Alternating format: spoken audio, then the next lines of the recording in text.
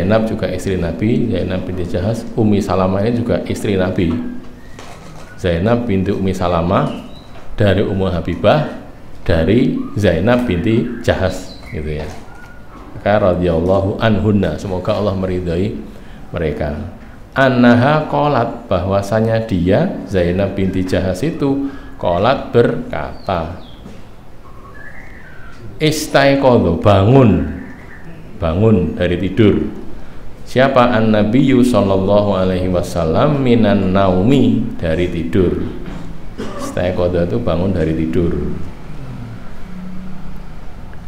Muhmarron wajhuhu, muhmarron, memerah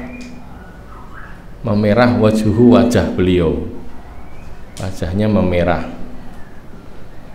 tampak seperti orang marah atau orang takut gitu. Yaqulu, beliau bersabda, la ilaha illallah, tidak ada ilah kecuali Allah, tidak ada Tuhan kecuali Allah. Wailun lil arabi min syarrin qadik taraba, wailun, celaka, lil arabi, untuk orang Arab, min syarrin, dari kejahatan atau keburukan, qadik taraba, qad, sungguh, iktaroba, sudah mendekat, keburukan sudah dekat. Futihal yauma, terbuka pada hari ini, hari di mana Nabi bersabda itu, min radmi Ya'juj wa Ma'juj, dari lubang Ya'juj dan Ma'juj. Mithlu hadhihi, semisal ini. Wa aqada Sufyanu tis'ina au mi'atan, wa aqada, dan membikin lingkaran, Sufyan itu kan Sufyan bin Uyainah ya, ini kan Malik bin Ismail, lalu Ibnu Uyainah, ini Sufyan ini ya, Sufyan bin Uyainah, bikin lingkaran tis'in au mi'ah, 90 atau 100.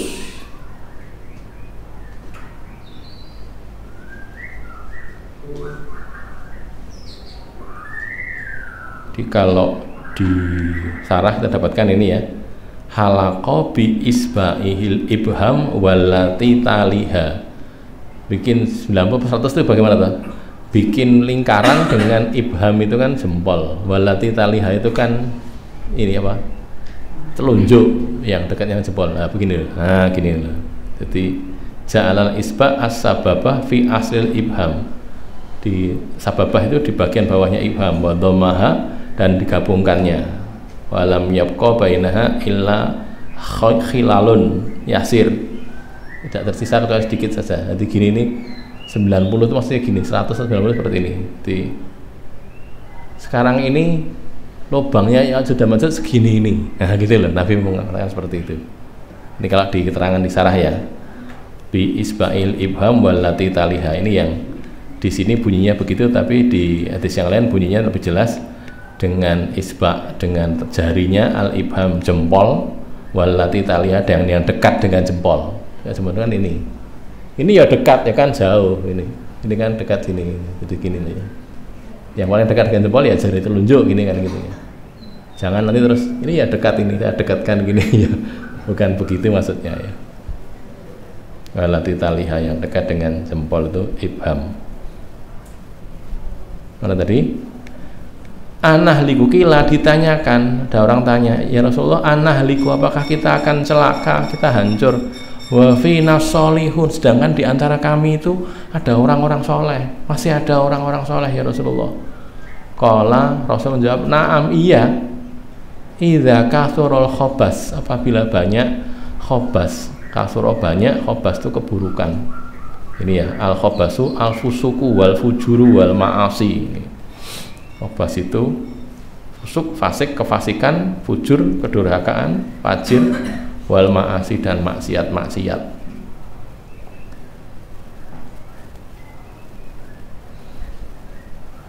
Jadi kalau diterangkan di kitab-kitab syarah, nanti boleh bisa dicek ya, itu lubangnya itu keluarnya Ya'juj dan Ma'juj ya, khuruj Ya'juj wa Ma'juj itu kurba qiyamis sa'ah, dekat dengan hari kiamat.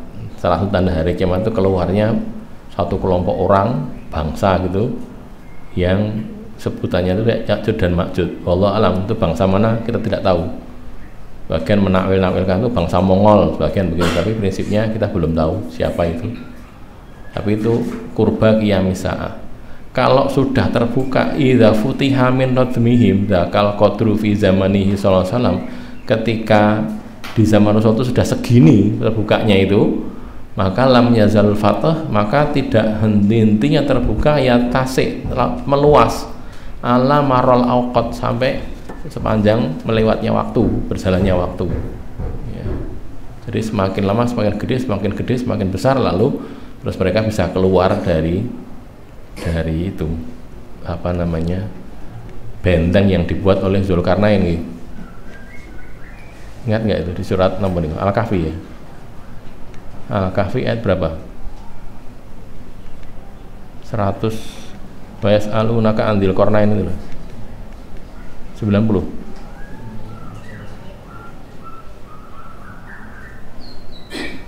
Inna Ya'juj wa ini ya, surat Al-Kahfi ayat 95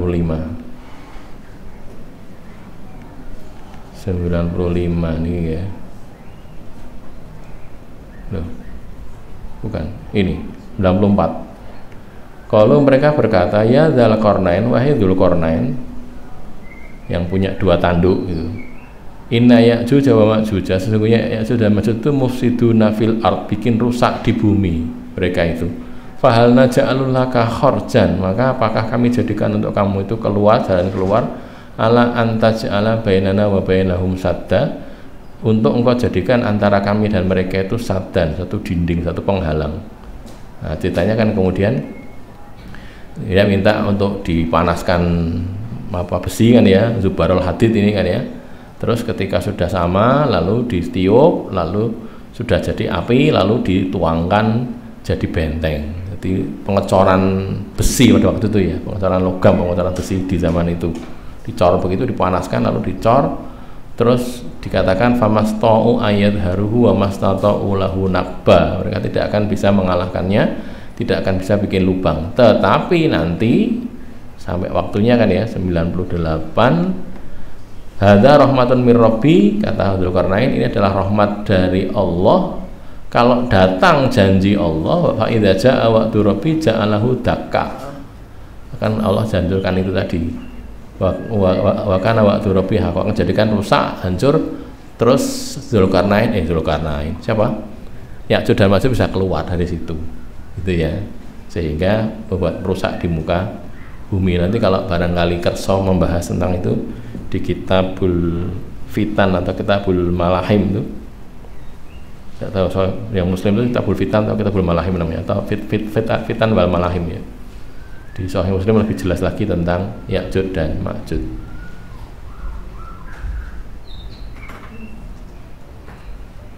Lah ini yang lebih penting itu sebenarnya bukan masalah itunya, tapi bagaimana keadaan orang ketika itu susah untuk menjalankan din gitu loh, karena mereka ini buat rusak, memaksa orang untuk maksiat kepada Allah. Ya'juj dan Ma'juj tadi. Jadi kalau cuman masalahnya cuman apa kengeriannya sih ya, tapi kaitannya dengan tadi memaksa dia orang jadi kafir gitu. Nah cuman gini, jumlah Ya'juj dan Ma'juj yang cukup besar itu juga merupakan satu keuntungan bagi kita, karena Rasul bersabda begini, ini Sahih Bukhari ya, di hadis nomor 3348 ini, silakan dicek. Kan Allah itu berkata kepada Adam, ya Adam, terus dijawab labbaika wa sa'daik wal khairu fi yadaik gitu kan. Terus Allah berkata begini, akhrij ba'san nari, ya Adam, kamu keluarkan ba'san nar, bagian neraka gitu loh. Ba'san itu kan utusan ya, yang diutus, yang orang yang dimasukkan dalam neraka. Qala, Adam menjawab, wa ma ba'sun nar, apa itu ba'sun nar ya Allah? Allah menjawab, min kulli alfin, dari tiap-tiap 1000 itu tis'ami'atin wa tis'atan wa tis'in, dalam setiap 1000 itu ada 999 yang jatahnya masuk neraka. Jadi setiap 1000 orang ada Ini kok ada bunder-bunder ini kenapa nih? Kok ada muncul gini? Oh gini ya. Apa? 1 orang saja yang masuk jannah 999. Nah terus fa'indahu yasibu shaghir, pada waktu itu anak kecil jadi beruban. Wa tadau kullu dzati hamlin hamlaha, setiap ibu hamil menggugurkan kandungannya, langsung menggugurkan pada waktu itu juga. Wa taranna sasukara wa mahum bisukara, kayak di surat Al-Hajj itu ya, hari kiamat kau melihat manusia itu mabuk padahal tidak mabuk, kayak orang mabuk saking ngerinya pada waktu itu. Tetapi terus tanya lagi para sahabat ketika Rasul cerita ini, kan cerita Rasul ya, ya Rasulullah, wa ayuna dzalikal wahid, lalu yang satu itu siapa ya Rasulullah? 1000 orang, yang satu masuk jannah, 999 masuk neraka, terus yang satu itu siapa itu? Maka Rasul berkata, absyiru, kalian bergembiralah. Kenapa? Fa inna minkum rajulan, karena di antara kalian ada 1 orang laki-laki, 1 orang saja, wa min Ya'jud wa Ma'jud alfan, dan dari kalangan Ya'jud wa Ma'jud ada 1000. Jadi bandingannya 1000 orang Ya'jud wa Ma'jud umat Nabi ini 1 orang gitu. Jadi sing 1000 iki, sing 199 iki bagiane kono itu orang-orang yang masuk ke dalam neraka tadi gitu. Jadi banyaknya orang itu juga banyak orang buruk maksudnya ya. Satu sisi kita susah, di sisi lain ya gen ngebak-ngebakin rokok gitu loh. Kita biar selamat gitu kan gitu. Sama seperti yang terjadi sekarang di Palestina itu kan. Kita susah, saudara-saudara kita di sana dibunuh, disiksa, di boikot, di blokade gitu kan. Susahnya satu itu. Yang kedua, susah yang kedua yang lebih dalam itu. Terus sing masuk apa yang mati syahid kan juga banyak itu.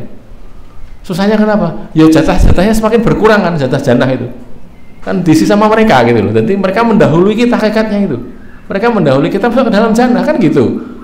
Kita ini bapak-bapak, ibu-ibu, ustadz-ustadzah, kita ini kan hakikatnya bersaing untuk mendapatkan jannah kan gitu tau ya. Kursinya kan terbatas lah wis 12.000 12.000 mati, anggaplah semuanya syahid. Lah surah syahid, saya waktu itu ngeri bayangkan Rasul mengatakan ada sab'una alfan, ada 70.000 orang dari umat Nabi yang masuk surga tanpa hisab. Kan ada tuh ya, di sini kan jelas sahih ya, 70.000 orang umat Nabi masuk surga tanpa hisab, tanpa azab. Padahal orang mati syahid itu kan bila hisab bala azab kan, tanpa hisab tanpa azab kan gitu kan. Lah yen 70.000 sejak zaman Nabi loh itu, sampai sekarang ini. Lah dengan meninggalnya saudara kita di Gaza sana yang ribuan itu, anggaplah mereka semuanya saya rasa tidak usah semua, separuh saja lah, 26.000 orang kan cukup banyak itu. Lah kursinya sudah berkurang 6.000 loh, susah gitu. Jadi di satu sisi susah, ini wong itu dipateni gitu, di sisi lain susah gara-gara jatahnya sudah semakin habis, begitu loh. Jadi susahnya double itu. Kalau kita mendalami kan susahnya double itu tadi. Ya dalam hal itu kan kita sebenarnya bersaing untuk mendapatkan jannah. Cuman masalahnya ya mereka jatah lebih dulu karena faktanya begitu, mati dibunuh oleh orang kafir kan ya, mati dalam perang, sudah mati syahid bila hisab wal azab. Terus bagian kita ke opo gitu. Makanya itu susahnya kita sekarang ini keadaan seperti itu gitu loh ya. Ini sekedar refleksi saya sendiri dan bapak-bapak, ibu-ibu sama-sama ini kita di sini juga di satu sisi tidak mengalami seperti yang dialami saudara kita itu, kita bersyukur, tapi di sisi lain kita juga susah gara-gara saudara kita begitu, lebih susah lagi gara-gara tadi cara-caranya jatah jannah itu sudah semakin habis gara-gara diambil sama saudara-saudara kita itu tadi ya. Hakikatnya kan sekali lagi kita kan bersaing ini, si-an kan kita ya, si-an masuk jannahnya jatahnya waktunya apa, kursinya kan terbatas, gitu. Baik, 7060 qala hadatsana Abu Nuaimin qala hadatsana Ibnu Uyainata aniz Zuhri, hak tahwil, hak pergantian sanad. Wa haddatsani Mahmudun akhbarana Abdur Razzaqi akhbarana Ma'marun aniz Zuhri an Urwata an Usamah bin Zaidin radhiyallahu anhuma, dari Usamah bin Zaid radhiyallahu anhuma. Qala asyrafan nabiyyu sallallahu alaihi wasallam. Asyrafa itu melihat, melongok itu, melihat agak meninggikan badan gitu, melongok melihat ala utumin min atomil Madinah. Utum itu husun, benteng. Allati tubna bil hijarah, yang dibangun dengan batu. Wakilah huwa kullu baitin murabba, semua rumah yang persegi empat, yang kubus bentuknya kubus itu bisa dikatakan utum. Jadi melongok di atas rumah itulah ya, utumin ala atomil Madinah. Atom itu jamak dari utum, rumah dari rumah-rumah Madinah, atau benteng dari benteng-benteng Madinah.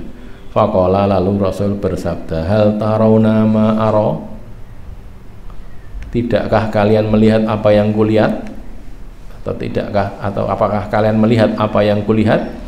Qalu, para sahabat menjawab, la, tidak, boten ya Rasulullah.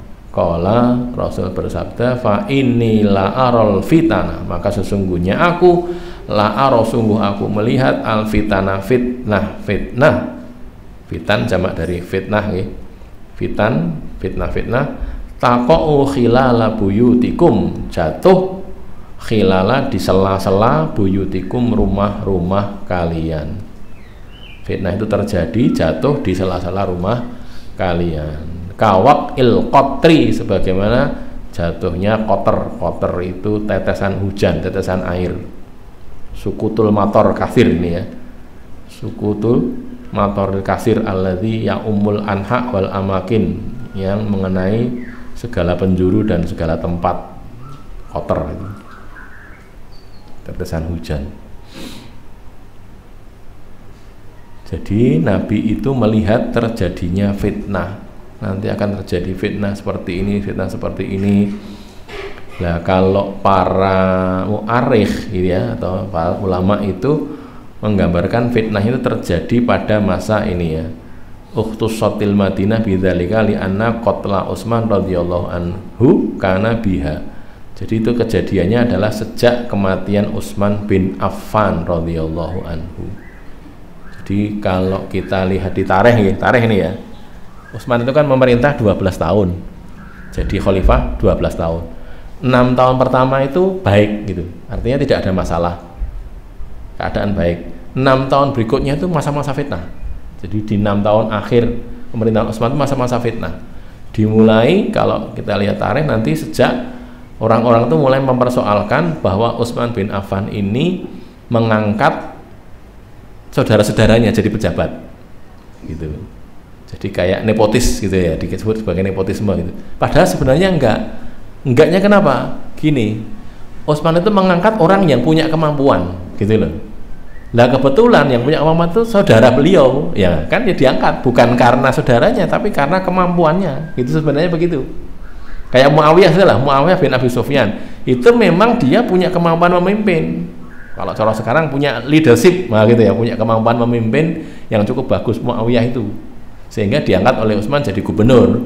Nah itu juga dipersoalkan orang, sampai nanti berikutnya sampai akhir orang-orang kemudian mengepung rumahnya Utsman bin Affan gitu kan ya, suruh meletakkan jabatan, tapi Utsman tidak mau. Ketika ditanya mengapa tidak mau, karena Utsman itu pernah diomongin Nabi sallallahu alaihi wasallam, dihentikan Nabi, Utsman, nanti kalau ada orang minta supaya kamu melepaskan baju, kamu jangan mau gitu. Lah Utsman menakwilkan baju itu adalah kekhalifahan gitu. Kamu disuruh turun jadi khalifah, jangan mau, gitu ya. Kalau kita baca di kitab-kitab sirah ya, kita dapati mengharukan juga itu, ketika itu kan Utsman ngimpi di hari terakhirnya itu, beliau itu Utsman itu orang yang rajin puasa, hampir tiap hari puasa, mungkin puasa Daud lah kalau sekarang ya, sering puasa. Terus Utsman itu ngimpi di waktu malam harinya, terus ngimpinya itu ketemu Nabi, Abu Bakar sama Umar, bertiga, kemudian Nabi mengatakan, hari ini berbukalah bersama kami wahai Utsman, buka puasa sama kami ya, gitu. Di mimpi tadi begitu. Akhirnya Utsman meyakini bahwa hari itu dia akan dibunuh, karena buka puasa bersama Nabi sudah wafat, berarti mati saya. Jadi akhirnya betul, hari itu dia mati gitu, dalam keadaan membaca Al-Quran, memegang mushaf baca Quran, dibunuh oleh orang-orang itu karena masa fitnah ya, kejadian itu. Kemudian Utsman, sesudah itu Utsman wafat, sesudah itu di zaman Ali bin Abi Thalib jadi khalifah 6 tahun masa kekhalifahan Ali itu isinya fitnah semua sudah gitu kan ya, isinya seperti itu, keadaannya memang seperti itu sampai terjadi pertempuran sesama muslimin antara Ali dan Muawiyah, bahkan antara Ali dengan Aisyah radhiyallahu anha pernah terjadi juga kan ya di pertempuran Jamal itu kejadian seperti itu. Maka itu dikatakan begitu. Plus adalah satu lagi di hadisnya, kalau ini sahih ya, jadi Nabi itu mengatakan Umar itu jadi pintu. Nah, jadi pintu untuk menghalangi fitnah. Terus nanti pintu itu akan terbuka, kata Nabi. Pintu terbuka, kalau sudah terbuka tidak bisa ditutup lagi. Maka Umar bertanya pada waktu itu, karena Nabi kan ngimpi gitu, ngimpi terus ditakwilkan sendiri oleh beliau. Terus Nabi mengatakan, Umar tanya, ya Rasulullah, itu pintunya itu dibuka biasa, kayak pintu ini ya, tidak ada pintu ya, pintu dibuka biasa gitu, atau dijebol? Kata Nabi dijebol. Lalu Umar mengatakan, kalau sudah dijebol ya Rasulullah berarti nggak bisa ditutup lagi. Lah ditakwili oleh Umar bahwa karena pintu itu adalah dia, Rasul mengatakan pintu itu kamu wahai Umar. Rasul mengatakan begitu. Maka siapa? Umar mengatakan karena dijebol berarti saya nanti dibunuh. Gitu loh. Bukan mati, bisa dibunuh. Nah, karena Umar sudah yakin begitu ketika dia jadi khalifah, karena semakin luas masa kekuasaannya kan ya, orang-orang usul, wahai Amirul Mukminin, bentuklah pasukan untuk melindungi engkau gitu. Kalau cara sekarang ya secret service apa namanya itu, pas pamres, pas pamhol, nah gitu ya, pas pamhol, pengamanan khalifah. Kata Umar, loh Nabi sudah bersabda saya itu nanti mati dibunuh. Nabi sudah ngendiko gitu. Nabi kalau ngendiko kan nggak mungkin salah. Lah apa gunanya saya bikin pasukan, wong nanti saya mati tetap dibunuh, begitu loh. Itu Umar berpikirnya begitu. Kalau saya bikin pasukan kan rugi, menggaji orang, lah orang juga matinya dibunuh kan gitu kan. Mending sudah nggak usah gaji orang, lah orang mati juga dibunuh juga, gitu kan. Akhirnya Umar tahu bahwa dia akan mati dibunuh, yakin, maka beliau malah longgar kapan saja, mau kemana saja tidak ada masalah, sendiri pun tidak ada masalah, wong juga nanti tetap akan mati dibunuh, gitu ya. Baik, ini ada di hadis yang lainnya, ini yang 1878 ini ya, barangkali nanti mau dicek. Ini ada di Tarafnya, ada di 1878, hadisnya sama dengan itu ya. Kemudian kita pindah bab yang kelima, kecuali kalau ada pertanyaan. Kalau ada silakan. Tidak ada. Babu zuhuril fitani, bab munculnya fitnah-fitnah. 7061 qala hadatsana Ayyash bin Walid qala akhbarana Abdul A'la hadatsana Ma'marun qala ani Zuhri qala an Sa'idin qala an Abi Hurairah qala anin Nabi sallallahu alaihi wasallam qala, Rasul bersabda, yataqarabuz zamanu, semakin dekat zaman itu, makin pendek semakin dekat, az-zaman, masa zaman, wa yanqusul amalu, dan berkurang amalan, amal berkurang, wa yulqasyuhu, dan dicampakkan, dilemparkan asyuhu, kekikiran, syuh, kikir, bakhil, pelit, wa tadharul fitanu, dan muncul fitnah-fitnah, tadharu muncul, al fitanu fitnah-fitnah, wa yakthurul harju, dan membanyak al harju. Apa al harju itu? Qalu, mereka bertanya, ya Rasulullah, ayyuma huwa, apa itu ya Rasulullah? Al harju itu apa itu? Ayyuma huwa, apa itu? Qala, Rasul menjawab, al qatlu, pembunuhan. Al harju itu maknanya al qatlu, pembunuhan. Wa qala Syu'aibun wa Yunusu wa Laitsu wa ibnu akhi Zuhri an Zuhri an Humaid an Abi Hurairah an Nabi sallallahu alaihi wasallam. Ini sanad yang lain ya. Kalau ini kan Ayyash bin Walid, kemudian Abdul A'la, kemudian Ma'mar, kemudian Zuhri, lalu Sa'id, lalu Abu Hurairah. Kalau yang di sini Syu'bah, Yunus, Lais, itu berempat ini, dan empat orang ya. Syu'aib kok Syu'bah, Syu'aib, Yunus, Lais, dan anak keponakannya Zuhri, ibnu akhi Zuhri, itu meriwayatkan dari Zuhri ya. Zuhri itu kan Ibnu Syihab ya, kemudian Humaid, kemudian Abu Hurairah. Jadi bukan lewat ini, tapi lewat yang lain. Di sininya kan 4 orang ya, lalu Zuhri langsung ke Zuhri sini, jadi dari sini tidak lewat ini tapi langsung ke Zuhri, kemudian bukan dari Sa'id tapi dari Humaid, lalu dari Abu Hurairah. Isinya yataqarabuz zaman, apa itu? Yuqarribu qiyamus sa'ah, ini ya, dekat hari kiamat, atau maksudnya adalah al-azminah, annal azminah taksuru, zaman itu, azminah jamak dari zaman ya, zaman waktu-waktu itu taksuru, makin dekat, semakin pendek.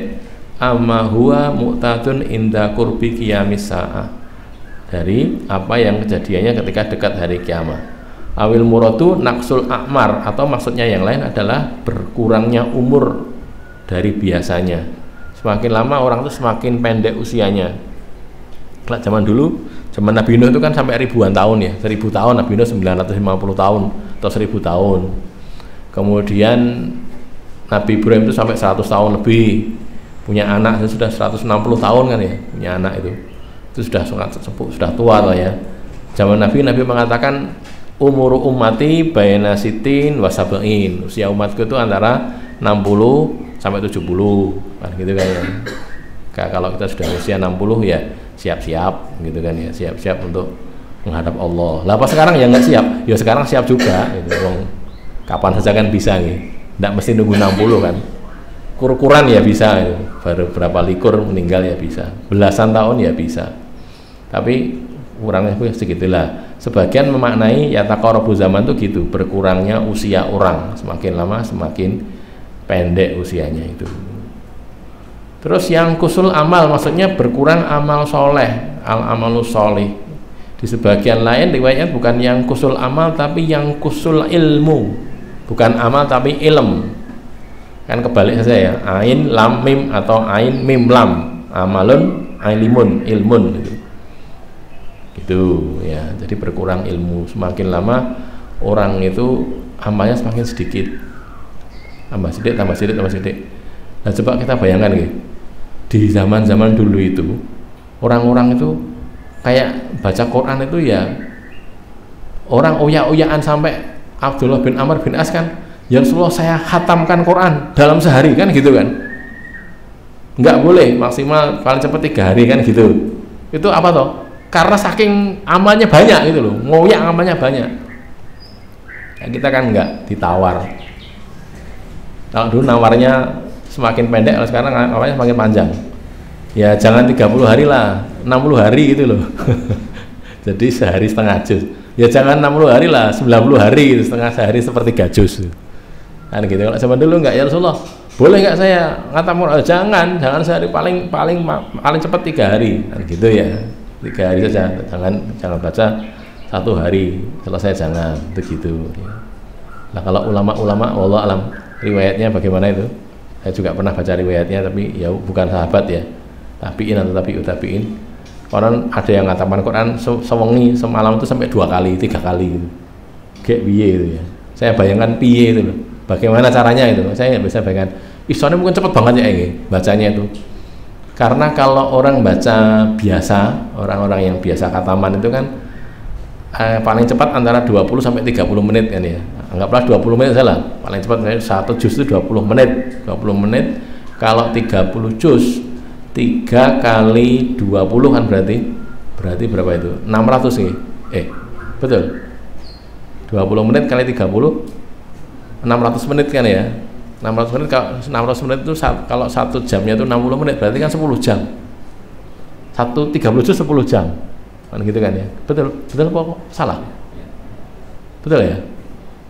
Kalau 20 menit 1 juznya, kalau 30 menit berarti 30 kali 30 900 kali dibagi 60 berarti 15 jam.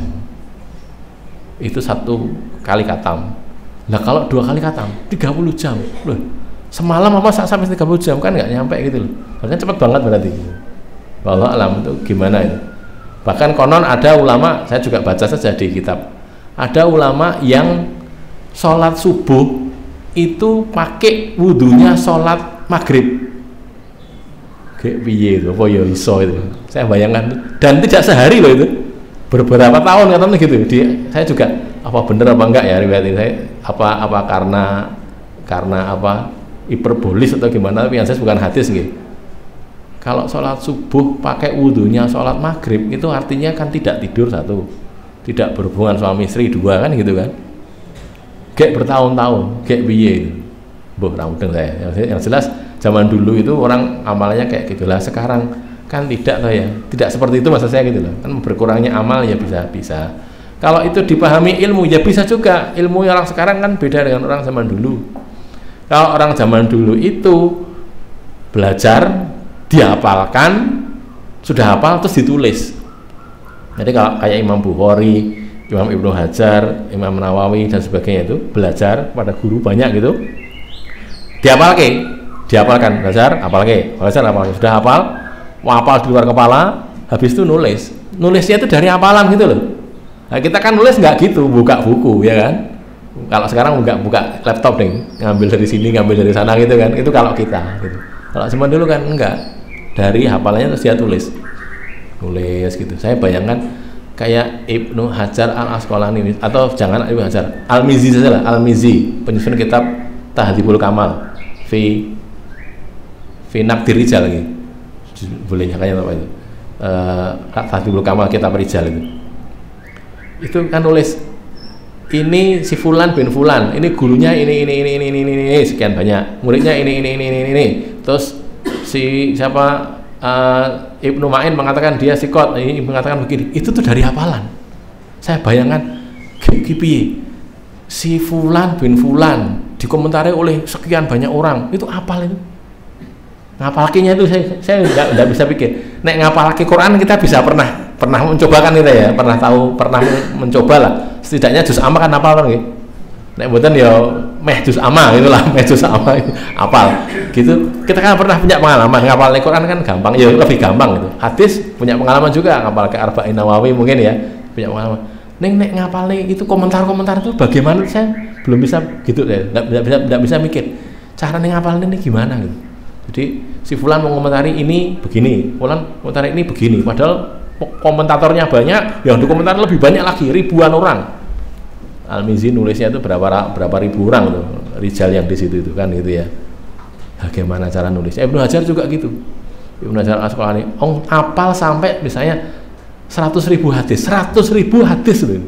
Gek sanatnya itu. Saya bayangkan bagaimana cara ngapalkannya itu.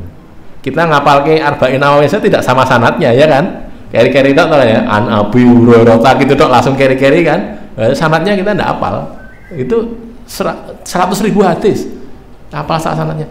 Kayak bagaimana itu? Subhanallah ya, itu ulama zaman dulu seperti itu ya. Jadi sekarang kan berkurang. Terus yang berikutnya yulqashuhu, semakin banyak kekikiran. Orang itu semakin kikir.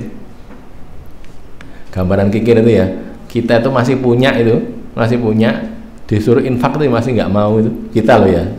Kita itu artinya yang bicara juga termasuk itu loh. Jadi iman-iman itu. Yo dana Palestina yo golek sing kira-kira paling pira to iki. Enek biru, enek merah, ada hijau, ada apa lagi? Hijau, merah, biru. Yang 2000 itu apa tuh warnanya? Abu-abu lah, abu-abu kan gitu kan ya. Itu kita. Itu seperti itu zaman dulu enggak loh. Orang itu infak itu enggak pikir begitu. Pokoknya infak saja. Coba kita bayangkan, ibu-ibu silakan bayangkan. Nabi nyuruh ibu-ibu bersedekah itu, mereka itu melemparkan giwang, melemparkan kalung, melemparkan apa cincin kan gitu kan. Di waktu bakdo itu loh. Jadi kita boleh idain kan, kita pernah belajar kan ya. Bilal bawa gitu, lemparkan itu dilemparkan cincin emas, bukan cincin besi, bukan cincin emas itu dilemparkan. Subhanallah. Zainab istrinya Ibnu Mas'ud kan ya, Zainab istrinya Ibnu Mas'ud pulang ke rumah, disuruh sedekah, pulang ke rumah cari emas mau sedekah, dia ditanya, loh kamu mau apa? Ini Rasul nyuruh sedekah, saya mau sedekah ini, saya punya emas mau sedekah. Kata Ibnu Mas'ud, kamu mau sedekah, yang paling berat kamu sedekah itu saya kan gitu kan. Hadisnya kan ada ya, kita sudah hafal kan ya, palpora ya gitu.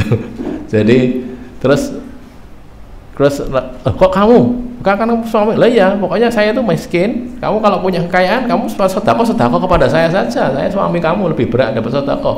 Saya tanya Rasul dulu kan gitu kan. Akhirnya Zainab, hadisnya di surat di kitab apa itu Ustaz Daru, Ustaz Hafid. Ini bapak-bapak ini kayak belum tahu hadisnya tuh. Belum pernah, Pak? Itu hadisnya di kitab apa, Ustaz? Pak, boleh gini.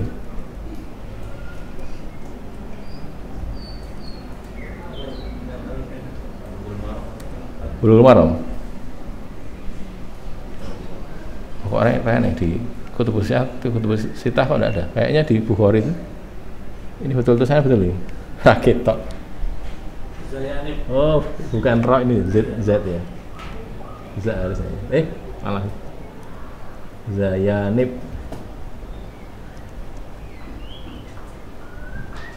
Saya itu plus sama minus jadi satu, jadi kalau dicepot itu malah kadang-kadang lebih kelihatan. Repot itu. Ini loh ya, ini hadisnya ini 1462 Sahih Bukhari, nanti silakan lihat ya. Jadi Zainab binti Zainab istrinya Ibnu Mas'ud, bukan binti Ibnu Mas'ud. Itu disuruh sedekah sama Rasul. Kan itu yang terkenal itu kan, ya maksarun nisa tasaddaqna fa inni ra'aitukunna aktsara ahlin nar, itu kan. Lalu tanya, mengapa ya Rasulullah? Karena begini-begini. Terus Zainab datang. Ini kan ceritanya dia pulang ke rumah, terus minta izin pada Ibnu Mas'ud, lalu mau sedekah. Nah, terus disuruh sedekah kepada suaminya, kan gitu kan. Lalu datang pada Rasulullah, ini kan ceritanya langsung ke Ja'at Zainab imra'atu Ibnu Mas'ud tasta'dinu alaihi. Nah, datang minta izin ketemu Nabi. Fakila, ya Rasulullah, hadhihi Zainabu, ini Zainab datang ya Rasulullah. Rasul tanya, ayo Zayanib, Zainab yang mana? Gitu kan, Zainabnya kan banyak itu loh. Nama Zainab itu kan nama pasaran ya, banyak orang namanya Zainab gitu. Fakila imro'atu Ibnu Mas'ud, oh itu istrinya Ibnu Mas'ud ya Rasulullah. Oh na'am ya, idhanu laha, silakan diizinkan ketemu saya sini. Fa'udhina laha. Lalu tanya, ya Nabi Allah, wahai Nabi Allah, innaka amartal yauma bis shadaqah, hari ini engkau memerintahkan untuk sedekah. Wa kana indi huliyun li, punya perhiasan emas. Huli itu perhiasan emas ya.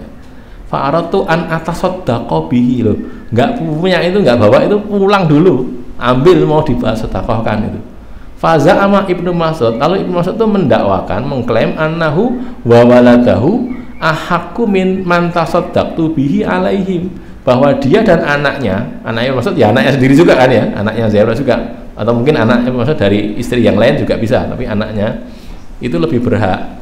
Maka Nabi SAW, Nabi SAW bersabda, sedekah Ibnu Mas'ud itu benar Ibnu Mas'ud. Zaujuki wa waladuki ahaqqu man tasaddaqti bihi alaihim. Suamimu dan anakmu itu lebih berhak untuk kamu sedekah pada mereka itu. Saya potong dulu ya bapak-bapak, ibu-ibu.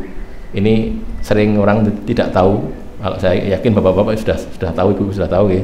Sekedar mengingatkan saja. Jadi ini jadi dalil bahwa ibu itu, seorang ibu itu tidak punya kewajiban memberi nafkah kepada siapapun, termasuk kepada anaknya. Makanya kalau dia sedekah bisa diberikan pada anaknya. Ini suami tidak bisa diberikan pada istrinya, karena istri itu tanggungan dia kok. Gitu loh. Diingat nggih? Kalau itu dia nafkah sudah, mau sedekah di luar nafkah bisa, tapi ini sedekah sekaligus nafkah ya enggak, nafkah gitu loh. Ini kewajiban tersendiri gitu. Jadi kalau istri bisa sedekah pada suami, kenapa? Karena istri itu tidak punya kewajiban memberi nafkah pada suami, enggak, anak juga enggak gitu. Ini salah satu dalilnya ini gitu. Dalil yang lain itu Ummu Salamah. Ummu Salamah mau dilamar Rasulullah, Ummu Salamah mengajukan 2 syarat. Itu loh, Ummu Salamah itu subhanallah, dipek bojo Nabi itu punya 2 syarat, luar biasa kan ya. Biasanya kan orang mau saja kan gitu kan, dipek jadi istri Nabi. Ummu Salamah jadi janda, punya 2 syarat, ya Rasulullah, saya itu punya 2 hal. 1, saya itu pencemburu ya Rasulullah, saya itu ghoyur, saya itu pencemburu. Gimana? Terus yang kedua, saya itu punya anak-anak dari Abu Salamah, anak-anak saya masih kecil-kecil, gimana mereka itu nanti gitu. Jadi ini kata-kata Ummu Salamah ini kemudian digabungkan dengan hadis yang lain, yang beliau itu tanya pada Rasulullah, ya Rasulullah, apakah saya punya kebaikan, apa saya punya pahala, dapat pahala kalau saya berinfak kepada anak-anaknya Abu Salamah. Padahal anaknya Abu Salamah itu juga anaknya dia sendiri. Gitu loh.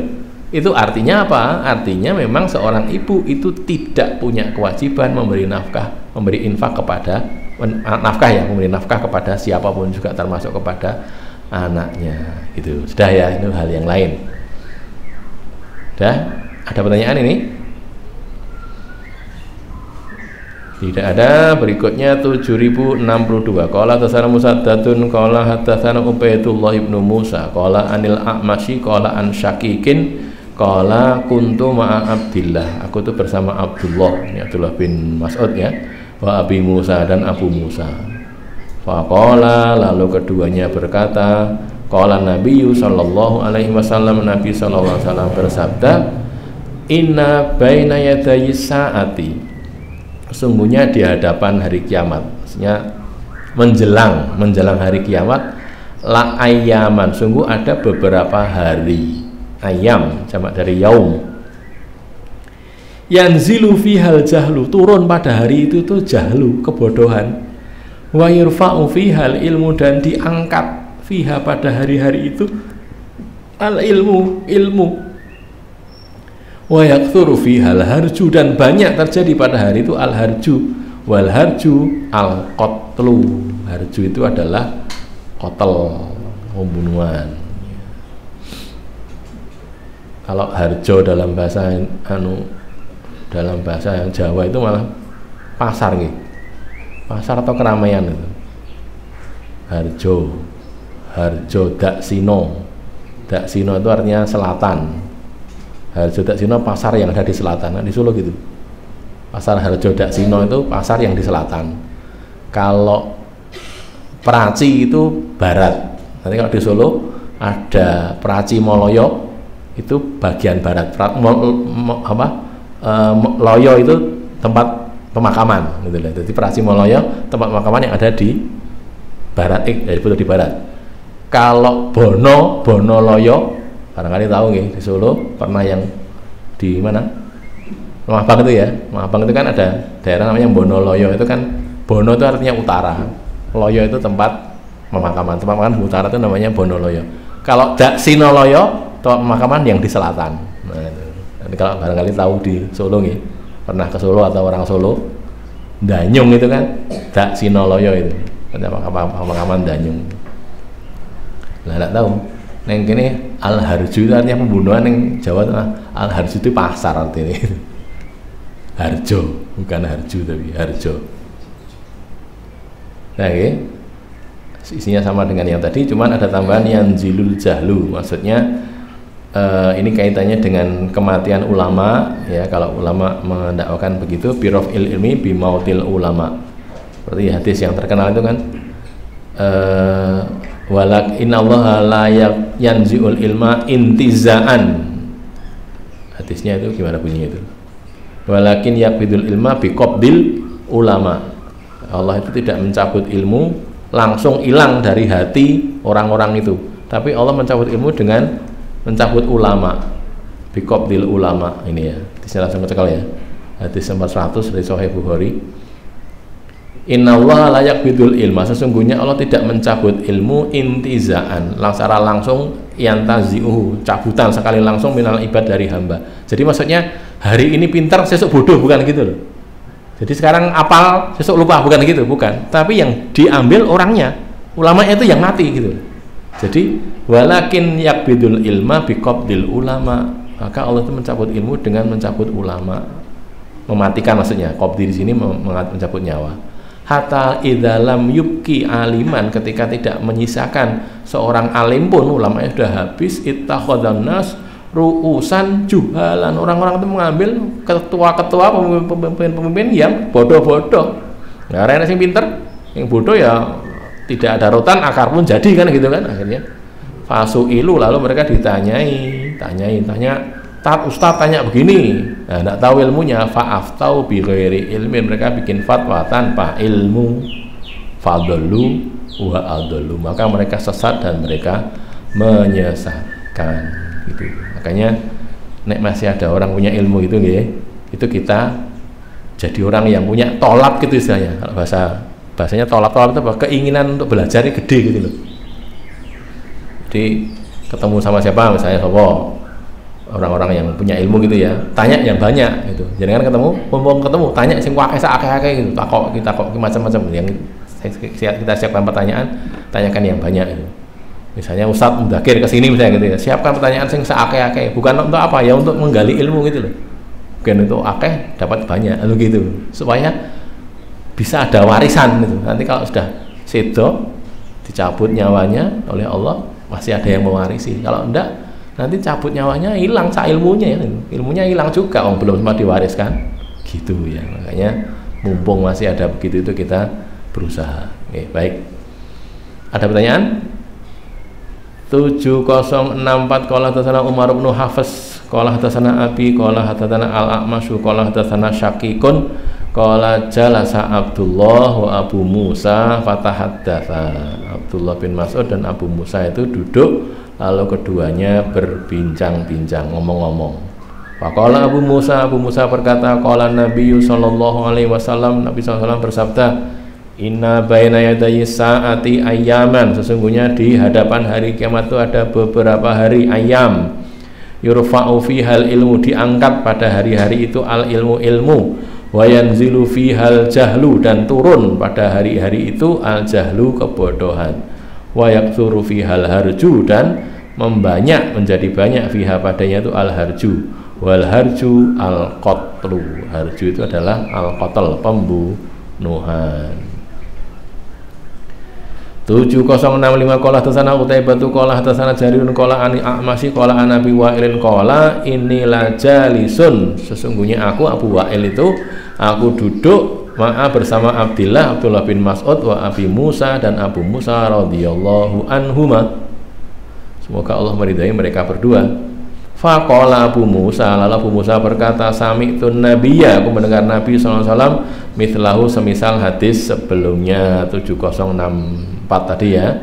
Wal harju bilisanil habasyah, dalam bahasa Habsyi, jadi harj itu dalam bahasa Habsyi artinya al-qatlu, qatl, pembunuhan. 7066 itu sih hampir sama ya, saya baca sekalian. Hadatsana Muhammad bin Basharin qala hadatsana Hundarun qala hadatsana Syu'batu qala an Wasilin qala an Abi Wa'ilin qala an Abdullah bin Mas'ud wa ahsibuhu rafa'ahu, aku menyangka dia merofakkannya sampai kepada Nabi. Qala, Nabi bersabda, baina yadayi saati, di hadapan hari kiamat, menjelang hari kiamat itu ada ayyamul harji, ada hari-hari pembunuhan. Harji kan pembunuhan tadi ya, yang yazulu, hilang, fiha padanya itu al ilmu, bergeser atau hilang, yazulu hilang atau bergeser, fiha padanya al ilmu, wa yadharu, dan muncul, nampak, fiha pada hari-hari itu al jahlu, kebodohan. Qala Abu Musa berkata, wal harju al qatlu, harju itu adalah al qatlu, pembunuhan, bilisanil habasyah, dalam bahasa Habasyah, bahasa Habsyi.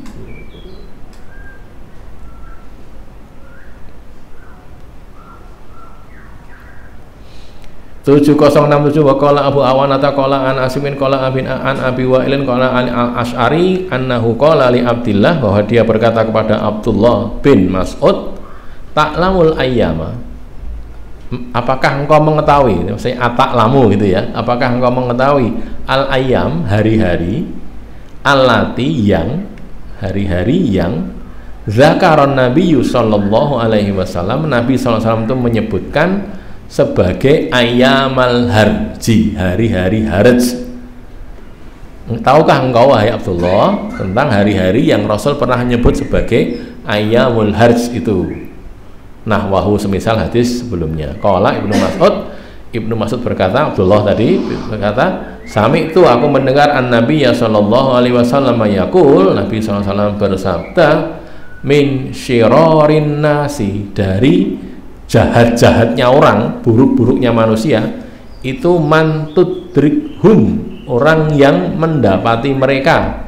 Siapa? As-sa'atu, hari kiamat, hari kiamat menemui mereka, wahum ahyaun, dan mereka itu masih hidup, orang-orang yang masih hidup, ahya. Jadi kalau orang masih hidup pas hari kiamat itu berarti orang buruk. Karena kan nanti kita lihat di hadis-hadis lain, sebelum hari kiamat itu nanti ada angin, ya, ada angin yang membunuh setiap orang beriman. Angin itu kalau kena orang beriman mesti mati. Padahal semua orang mesti kena angin itu gitu. Jadi anginnya berembus ke seluruh dunia gitu. Allah alam bagaimana bentuknya, tapi yang jelas begitu di hadis. Lalu kalau kena orang berimannya mati. Kalau orang kafir nggak mati gitu. Sehingga nanti mati kabeh, orang beriman nggak mati semuanya, tinggal orang kafir saja. Terhadap mereka itulah terkena hari kiamat. Gitu loh ya, hari kiamatnya sudah mengenai mereka. Jadi di hadis-hadis ini itu menunjukkan terjadinya fitnah di masa-masa akhir. Lah kita nggak tahu ayam bainaya dayi sa'ah itu kapan, itu ayamnya kapan juga nggak tahu. Yang jelas kita sekarang sudah dekat dengan hari kiamat. Salah satu tanda hari kiamat adalah diutusnya Nabi Muhammad SAW. Itu tanda hari kiamat, gitu kan ya? Karena sudah itu tidak ada nabi lagi. Sudah itu nabi terakhir, tidak ada nabi lagi, berarti sesudah itu kiamat. Bu'istu ana wa sa'ah kahata ini kan gitu kan? Antara aku dan sa'ah itu seperti itu, Nabi melonggarkan gini, merenggangkan gini. Artinya ada jaraknya sih, tapi nggak ada lain lagi gitu loh. Nabi terus nabi siapa? Nggak ada nabi lagi terus hari kiamat. Gitu maksudnya. Jadi ya semakin lama semakin mendekati hari kiamat kita ini. Cuman perlu saya sampaikan hari kiamat itu kapan terjadinya tidak ada yang tahu. Setiap ada orang yang menebak itu mesti keliru. Kenapa? Karena masa Allah bisa kalah oleh manusia sih? Kan enggak kan? Enggak ada yang tahu kok. Ditebak bisa? Oh tidak bisa. Saya yakin begitu, saya sendiri ya, saya yakin begitu.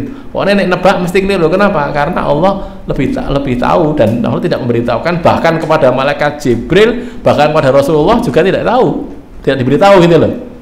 Apa kata Rasul? Mal mas'ulu anha bi'a'lama minasail. Nah gitu dah, tanya malaikat Jibril, mata sa'ah, kapan hari kiamat? Yang ditanya tidak lebih tahu dari yang bertanya, sama-sama nggak tahu. Itu Nabi dan malaikat Jibril, apalagi orang biasa gitu.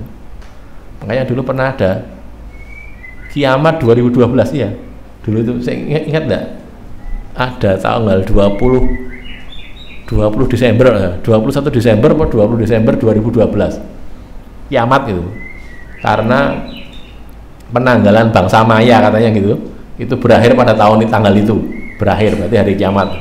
Saya sudah sejak awal iki opo, mesti keliru. Allah masa bisa kalah sama manusia kan? Enggak gitu. Allah saja merahasiakan kok. Akadu ukhfiha inna sa'ata la'atiyatun akadu ukhfiha litujza kullu nafsin bima tas'a. Surat Toha ya. Surat Toha nanti dicek di surat Toha sana. Sesungguhnya hari kiamat itu adalah pasti akan terjadi. Aku hampir aku merahasiakan. Bahkan Allah tuh hampir merahasiakan untuk dirinya sendiri. Hampir gitu loh ya. Tapi kan ya tidak, Allah masih tahu. Ada pertanyaan? Sebelum lanjut masih ada waktu dikit.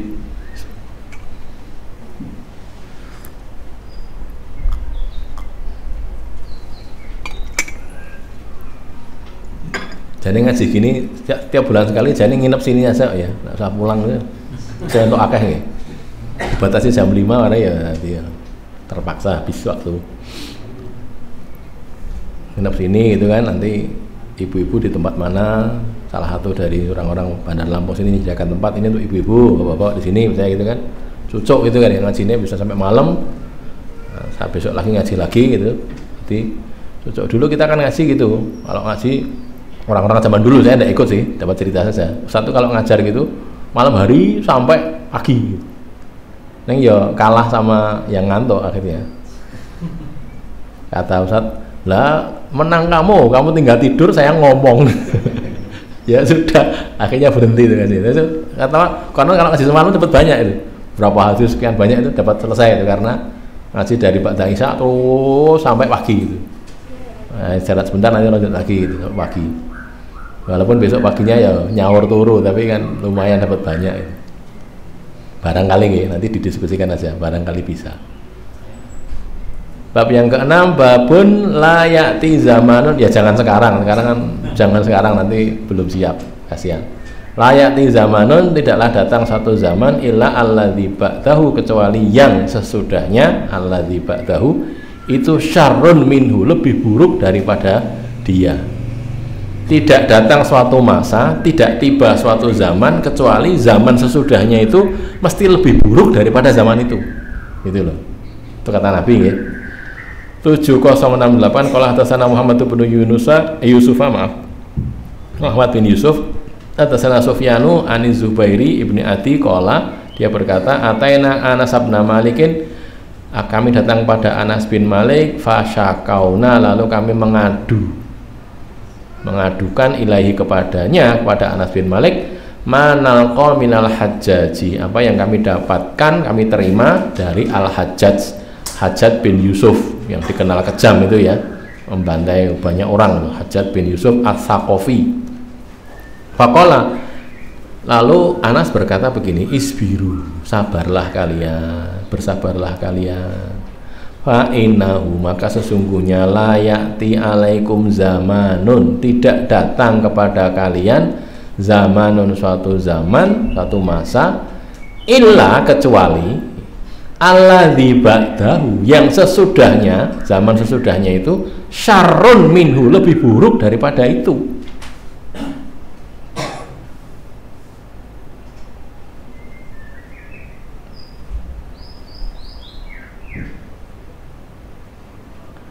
Hatta talqau rabbakum, sampai kalian ketemu dengan Rabb kalian, ketemu Allah, mati maksudnya, waktu ketemu dengan Allah.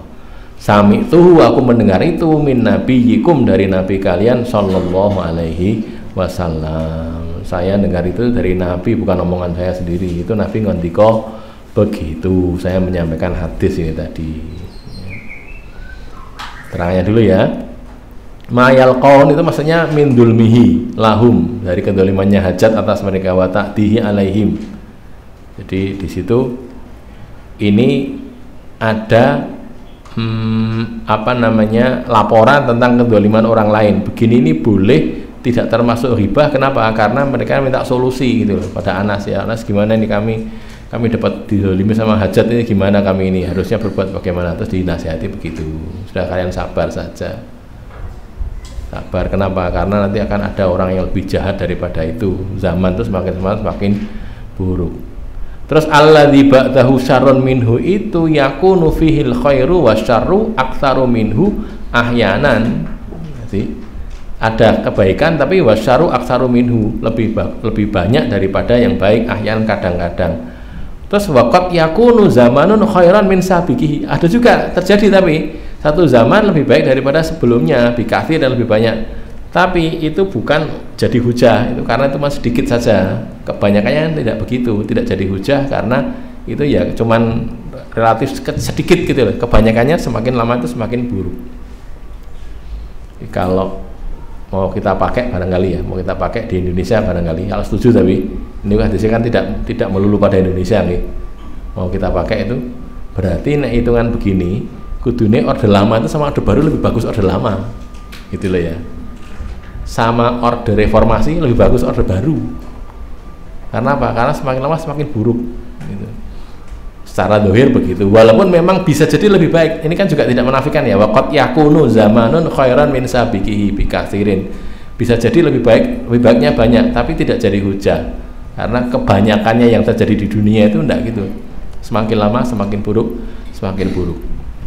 Dari zaman Nabi, zaman sahabat paling bagusnya zaman. Terus turun ke zaman sahabat, zaman tabi'in maksudnya ya. Nabi wafat kan sudah zaman tabi'in. Tidak ada di antara mereka yang meyakini, tidak ada ulama yang mengatakan tabi'in lebih baik daripada sahabat, kan tidak ada kan? Buruk kan, semakin buruk kan. Walaupun orang-orang soleh ini, orang-orang baik, iya. Tapi kan di zaman sahabat, artinya zaman Nabi kan zaman sahabat kan satu masa ya. Terus Nabi sudah wafat, berarti sudah masuk zaman tabi'in, masa tabi'in. Tabi'in itu sebagus-bagusnya masa tabi'in tetap lebih bagus masa sahabat. Kan gitu loh. Tabi'in sekarang, tabi'in sudah tidak ada adanya pengikutnya, atba'ut tabi'in atau tabi'ut tabi'in. Ya sebagus-bagus zamannya tetap lebih bagus zaman tabi'in gitu. Jadi kalau kata guru saya dulu waktu menerangkan itu seperti bola itu loh, bola tenis atau bola pingpong kita jatuhkan, jatuh gitu kan, mantul kan dia. Mantul itu pantulannya tidak akan setinggi dari awal ini tadi. Saya di sini kita jatuhkan bola ya, dari 1 meter tinggi, 1 meter segini. Kita jatuhkan tek gitu, nanti dia kan mantul kan, mantul naik lagi, naik yang kedua ini tidak akan setinggi 1 meter, enggak akan. mantul lagi, nanti mantul yang kedua lagi tidak akan setinggi yang pertama tadi kan gitu. Semakin lama semakin sedikit gitu loh. Gambarannya itu cuma gambaran, bukan hadis, bukan itu omongan orang. Gambarnya seperti itu. Jadi turun terus mungkin naik lagi ya, tapi naiknya ini tidak akan setinggi yang ini gitu loh. Sebaik-baik zaman di masa sekarang itu tidak akan bisa seperti zaman Nabi, tidak akan bisa gitu loh ya. Kita harus menyadari begitu. Karena apa ya? Karena Nabi sudah tidak ada, sahabat sudah nggak ada kan gitu keadaannya. Maka ya tadi ya semakin lama makin semakin buruk. Ini sekaligus menjadi apa istilahnya cambuk bagi kita. Makanya kita persiapkan anak-anak kita itu untuk menghadapi zaman yang lebih rusak dari zaman kita gitu loh. Nek kita sekarang ya bapak-bapak, ibu-ibu, saudara-saudara sekalian, ustaz-ustazah, kita sekarang ini menghadapi zaman kayak gini nih rusaknya, dengan kemampuan yang ada pada kita, sinau Quran, sinau hadis gitu, sedikit yang kita miliki, nggak banyak, masih bisa kita menghadapi. Tapi anak kita jangan cuma seperti kita, janganlah. Oh nanti zamannya lebih rusak kok, harus paham Quran begini, harus paham hadis, harus khatam ini, harus begitu, mudeng amal nih, harus begitu, kita target anak kita harus begitu. Nek tidak, kamu nanti tidak kuat, nanti zamannya semakin rusak. Nanti kalau kamu seperti ayah, seperti ibu kayak gini tok, nggak kuat nanti menghadapi zaman kamu nanti, gitu loh. Berpikirnya begitu. Makanya harus semakin baik ke anak kita itu harus jadi lebih baik daripada kita, harus gitu. Targetkan gitu, lebih baik daripada kita, kalau perlu berlipat-lipat daripada kita, karena menghadapi zaman yang lebih buruk daripada zaman kita gitu ya. Kalau zaman dulu konon orang-orang tua itu yang namanya pacaran itu, yang-yangan itu, orang Jawa yang-yangan pacaran itu cuma bersentuhan ujung jari katanya gitu. Jadi kalau dulu itu ada tembok, itu kan temboknya enggak pakai gini, tapi pakai tembok bambu itu loh, namanya apa? Gedek kalau bahasa Jawa. Tahu nggih? Gedek itu anyaman bambu itu. Nah, terus bagian kan bolong itu. Nah, orang zaman dulu itu pacaran kalau ada anak gadis sama pemudanya dari luar rumah itu masukkan jarinya ke situ, sut gitu. Terus diterima sama gadis yang di dalam rumah dengan jarinya juga. Persentuhan jari, ujung jari dengan ujung jari gini. Itu sudah pacaran begitu itu. Itu sudah paling buruknya orang gitu, makanya gitu. Waktu itu begitu, karena ini kan enggak boleh pacaran. Nah sekarang enggak gitu, sampai zina sudah, kan gitu kan. Itu keadaan semakin rusaknya itu seperti itu gambarannya. Bahkan maaf, yang lebih menyedihkan lagi, orang-orang tua zaman sekarang itu tidak khawatir anaknya itu terjerumus kepada zina, sebagaimana mereka tidak khawatir anak itu dibawa lari, bawa pergi sama orang lain. Bahkan malu kalau anaknya sudah 17-18 tahun kok belum punya pacar. Anak gadis loh ini, anak gadis. Sekian kamu usia sekian kok enggak ada teman kamu laki-laki datang ke sini, itu malu orang-orang tua zaman sekarang gitu. Padahal kan itu memalukan justru kan ya. Ada orang datang ke rumah kita, tidak mau ketemu kita, ketemu anak kita, kan gitu kan. Maaf, perlu tanya sih, ayahmu di rumah enggak ada, baru datang kan gitu kan. Ini apa kata kita pada orang kayak gini? Kalau kata saya itu maling, pencuri. Hanya pencuri yang datang ke rumah tanpa pengen ketemu tuan rumah, itu pencuri namanya. Nah cuman yang dicuri itu anak gadis, masalahnya itu kan gitu. Kencanan pakai HP, pakai medsos gitu, kencanan terus gini udah.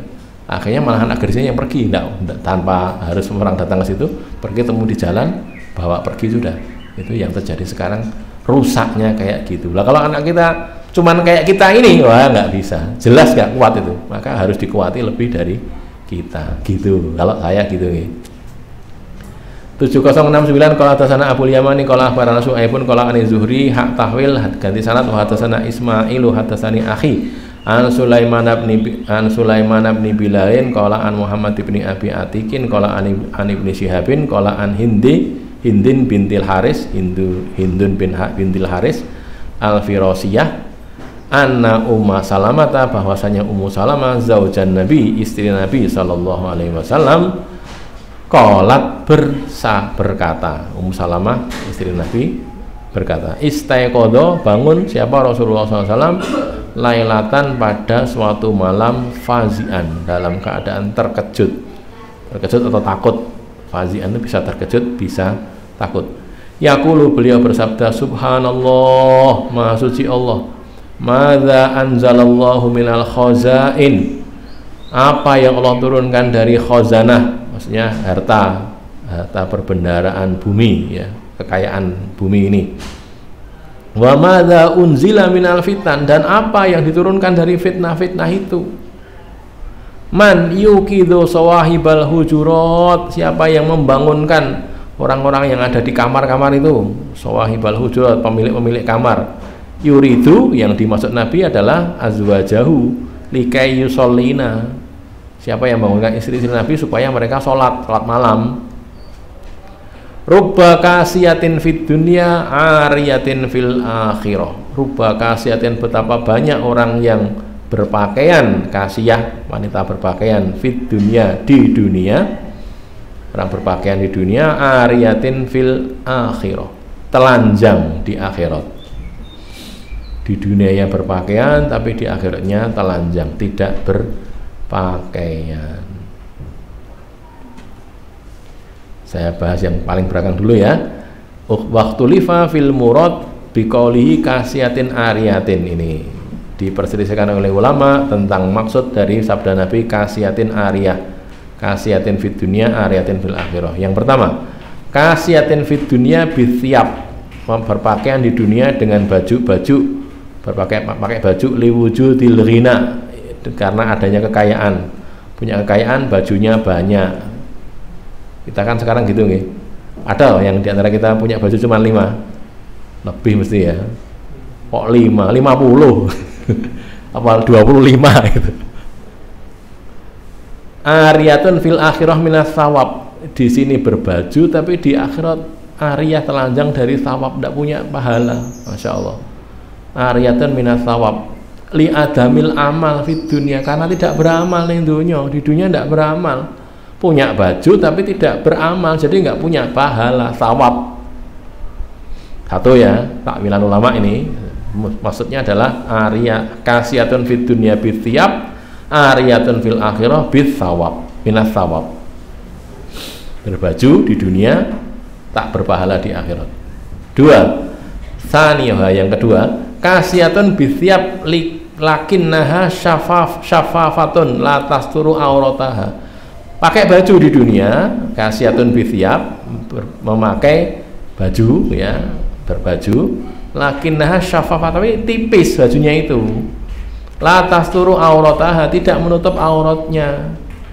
Fatu aqabu fil akhirah, lalu dia disiksa di akhirat bil uri, dengan telanjang, jazaan ala dzalik, sebagai balasan atas itu. Gara-gara di dunia pakai baju tapi tipis, sehingga tidak menutup aurat, transparan gitu loh, auratnya kelihatan.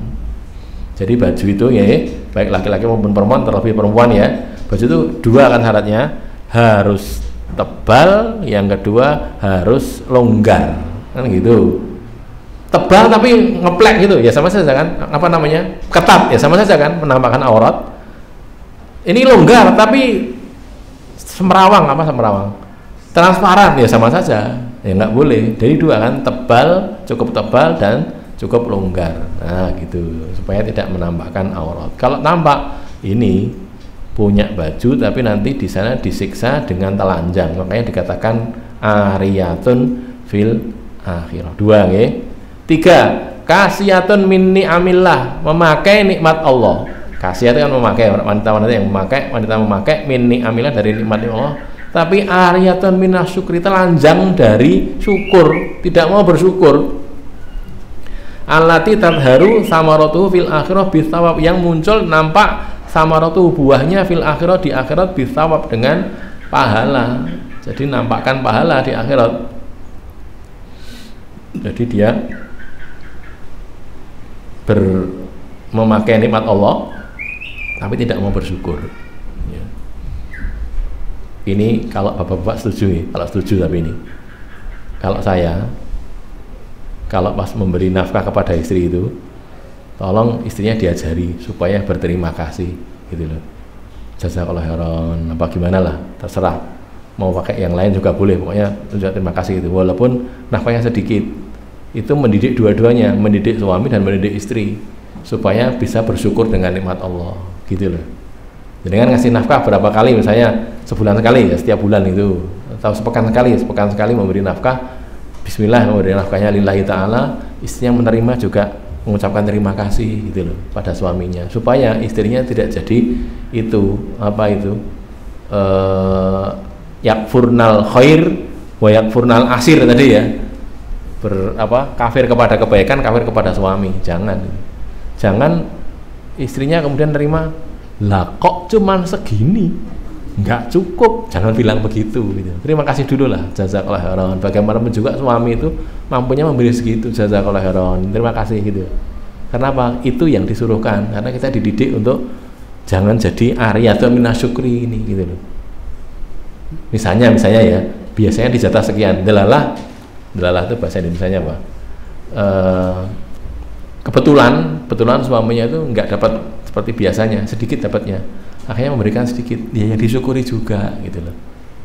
Disyukuri juga, suaminya memberikan juga dengan lillahi ta'ala, karena kewajiban dia, istrinya juga alhamdulillah bersyukur dengan itu gitu loh ya.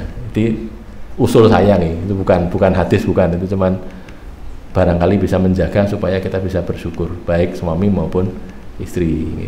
Jadi, terima kasih gitu. Terima kasih. Pakai bahasa Indonesia ya boleh, nggak usah pakai bahasa Arab. Yang keempat, kasiyatun jasaduha lakinnaha tasuddu khimaroha min waro'iha.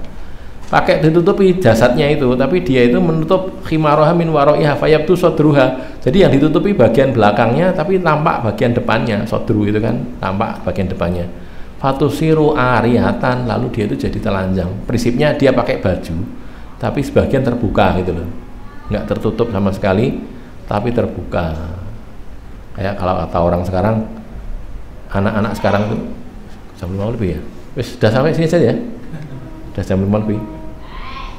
Yang terakhir saya bacakan dulu yang nomor 5. Kasiyatun min khil'atil tazawwuj birrajuli sholih ariyatun fil akhirah minal amal.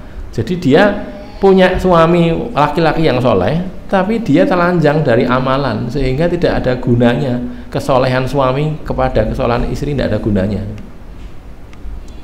Saya tuh dengar ada orang ngomong, ya seorang ustadz lah, orang ustadz ngomong, bicara sama gadis-gadis itu, anak-anak perempuan-perempuan kan itu sedang seminar tentang nikah itu. Terus ini mbak-mbak ini pengen punya suami soleh enggak? Wah ya pengen kan gitu kan. Oh, saya ceritakan, sekarang saya tanya, kenal sama Asiyah enggak? Asiyah binti Muzahim itu kenal, istrinya Fir'aun itu kenal. Itu suaminya soleh apa enggak? Fir'aun soleh itu piye? Fir'aun kan jelek loh, tapi dia masuk jannah kan gitu kan. Jadi suami soleh atau suami tidak soleh itu sebenarnya tidak masalah asal istrinya soleh. Asiyah binti Muzahim suaminya itu loh Fir'aun, tapi Allah mengatakan kan, wa mur'atu Fir'aun, itu bunyi itu, id qalat rabbi ibnili indaka baitan fil jannati wa najini min fir'auna wa amalihi wa najini minal qaumid dzalimin, kan gitu kan ya. Itu jadi dzaraballahu masalan lilladzina amanu mra'ata lilladzina amanu mra'ata fir'aun kan, jadi permisalan kan. Itu enggak, suaminya jelek loh itu. Suaminya bukan orang soleh, orang toleh, bukan orang soleh, orang jelek gitu, toleh bukan soleh. Itu gitu. Terus yang kedua, di situ kan juga ada tuh, wa Maryama binata Imran. Maryam binti Imran suaminya siapa? Enggak punya suami. Jadi saya lihat pintar Ustaz ini. Jadi dia menunjukkan untuk jadi solihah itu jangan harus punya suami soleh, tidak. Jadilah solihah sendiri gitu loh. Jadi gambarnya suami soleh tetap solihah, suaminya tidak soleh juga tetap solihah gitu loh. Jadi mengharapkan suami soleh itu bukan utamanya, lebih kepada dia bisa mendapatkan kebaikan itu saja, bukan kok harus mengharuskan begitu, enggak. Suaminya tidak soleh pun itu kalau istrinya solehah kayak Asiyah itu masuk jannah. Maryam tidak punya suami juga bisa masuk jannah. Jadi daraballahu masalan lil ladzina amanu tadi kan gitu loh ya.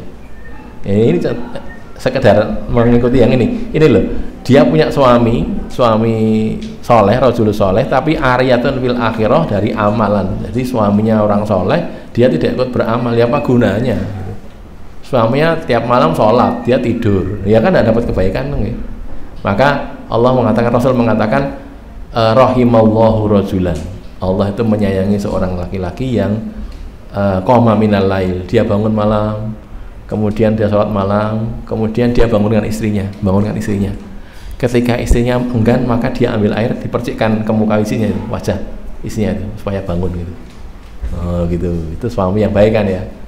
Tapi juga rahimallahu imra'atan, Allah juga mencintai, Allah juga menyayangi seorang perempuan, dia qomat minal lail, bangun malam, terus dia sholat malam, terus ngeliat suami masih tidur, lalu dia bangunkan suaminya. Ketika suaminya enggan, dia ambil air, percikkan ke wajah suaminya biar bangun. Gitu loh.